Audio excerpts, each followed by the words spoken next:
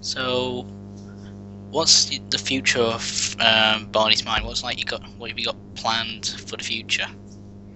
Well, I mean, I certainly don't want to abandon him in any way, and I want to do. I'm remaking episode one, and or I remade it, and I'm going to be remaking episode two and three, and then I think that's all I'm going to do for that. I don't think I'm ever going to remake any of the other episodes because I like them pretty much as they are, and I'm going to be doing the Q&A obviously, and then I'm also doing a making of video, kind of show, which actually is going to be a lot of fun. Um, that I'm going to be doing kind of a fake interview with myself where I'm kind of schizophrenically playing the interviewer and the interviewee.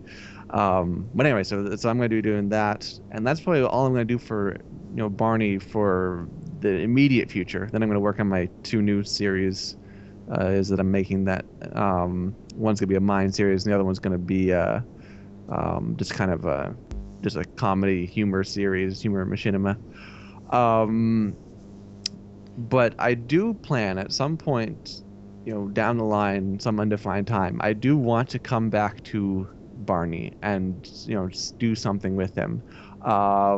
Either if they make, a Blue Shift mod for Half-Life 2, or if there's something, some place I can bring Barney in, I would definitely love to do that. And, or at the very least, I know a lot of people have asked me to do the Azure Sheep a mod for Half-Life 1, and I'm very tempted to do that. And I might do that sometime, far in the future. I might come back and bring Barney back for the Azure Sheep. I'm not sure how that would really work, but it's definitely something I'm considering. So, Barney's definitely got a place in your heart for all future times.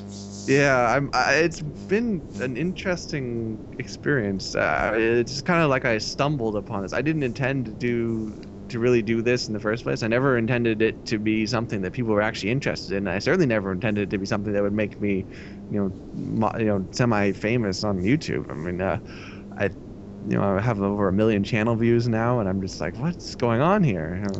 And so it's pretty crazy. So, Not that I'm complaining or anything.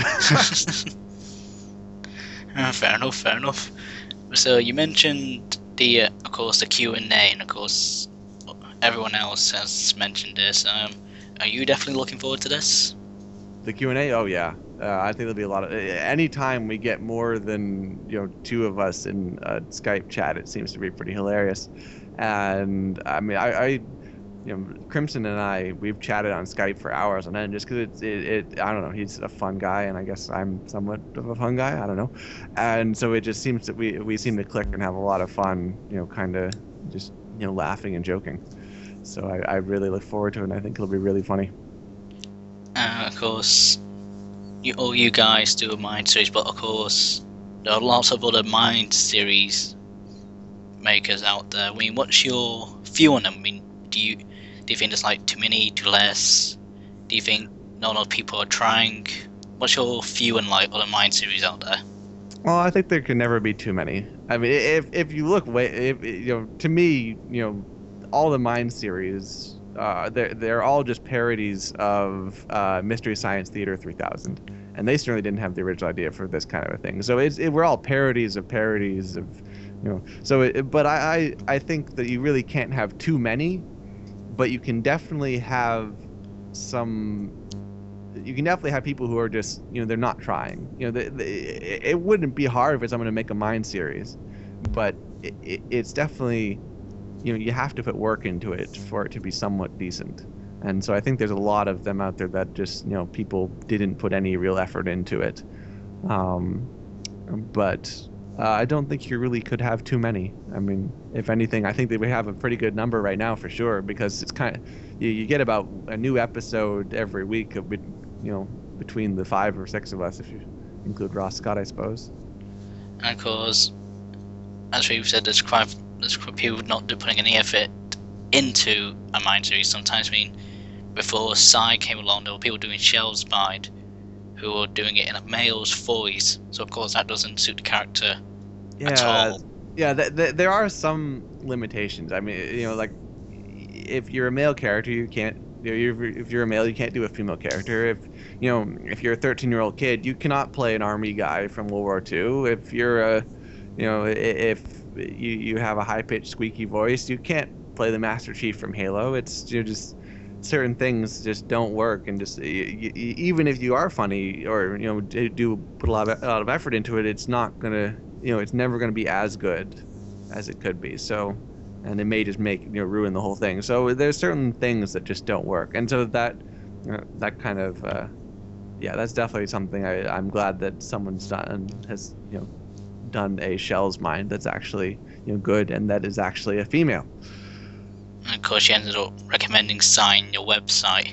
Oh, she's absolutely wonderful. She's I think I don't know. I'd say Crimson's a natural at this too, but she's definitely a natural at this. I mean, her first episode is hilarious, and it just it's really taken off, and I hope she continues with it because it's absolutely wonderful. Now, a question I wanted to ask you is, have you ever been in touch with the man himself, Ross Scott? Have you ever been in touch with him? Aside from my initial email way back, I think it's about over a year ago now. Yeah, it was like, I think. Anyway, I sent him an email, and I asked him, would he object to me doing a, Barney's Mind series, parroting his, and he simply sent back, no, I wouldn't, and that's about it. That's the only contact I've ever had with him.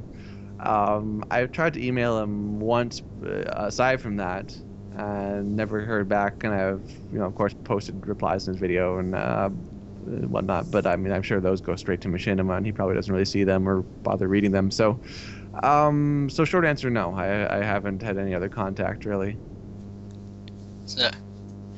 So basically, the future now with Barney's Mind is that it's gonna continue in some form, but eventually you're gonna just move on to these other two projects I mentioned. Yeah. Just then. Yeah, I kind of, there's certain things that I just want to. It's good. I like it the way it is. It has a good ending, and I kind of think that it should be left more or less as is. And and I think it'd be good to move on to something different. I think a lot of people will be happy. I'm sure they'll miss Barney, but I'm sure a lot of people will be really happy to have something new and different. New characters, new settings, new jokes, that kind of a thing. Oh, so any tips you can give to someone who's planning to make a Mind series? Oh, yes. Rule number 1, record your audio separate from your video. When you record the game, and then you save that, and then you go and you record your audio, so that way you don't have to. You should never do those two at the same time, because they'll just end up being crap. And I suppose the other thing I have to say is think out your dialogue before you actually do it. Even if I know Roscott does this, I know I do it, and I know Crimson does it, and so we go through and we kind of make up the dialogue as we go along, but we have a general plan in our head, and we have a general idea of what we want to say, of certain jokes we want to put where, and then the rest we just kind of fill in. But at the very least, record something and then listen back to it, and then after a while go back to it and say, is that actually good? Do I find this funny? And I think a lot of people, if they actually went back and basically redid a lot of if you kept re-recording lines until you had something you liked, you'll get a much better product than if you just went through the whole thing in one go. Well, thank you for that tip, and you've been a terrific guest. Thank you. Ladies and gentlemen, Pirate. I've been Caboos15, folks. Catch you next time.